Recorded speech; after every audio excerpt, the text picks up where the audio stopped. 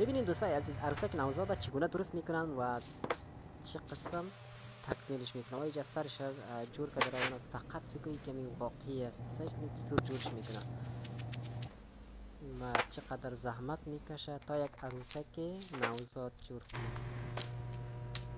ببین اینجا سرش تکمیل کرده حال دستایش جور کرده روان است. چقدر زحمت میکشه سعی کنیم.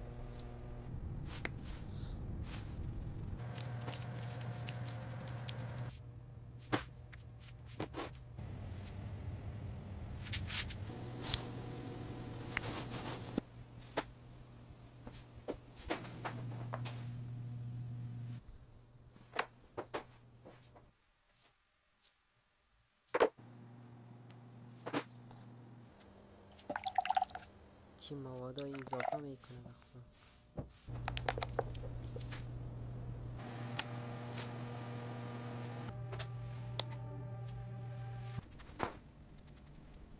چقدر خوش سیستم واقعا پیشرفته است. سعی کنیم کلا با قالب میریزه موادش و دوباره اون را ترتیب میکنه و تنظیم میکنه و بالاخره یک نوزاد عروسک نوزاد میکنه.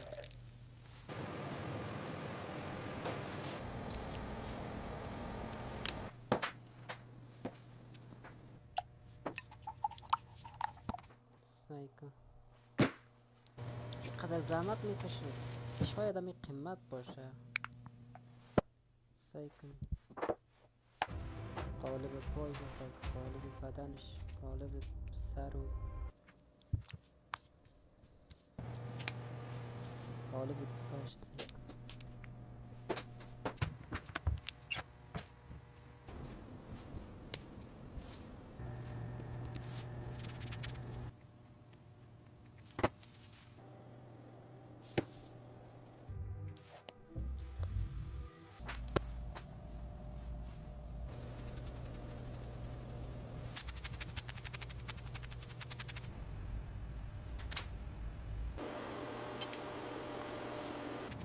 اصلا فرق نمیکنه فکر میکنه که واقعی است.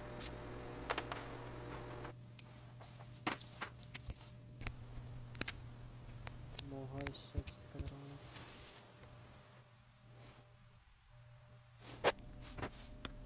چشم سمان سعی کن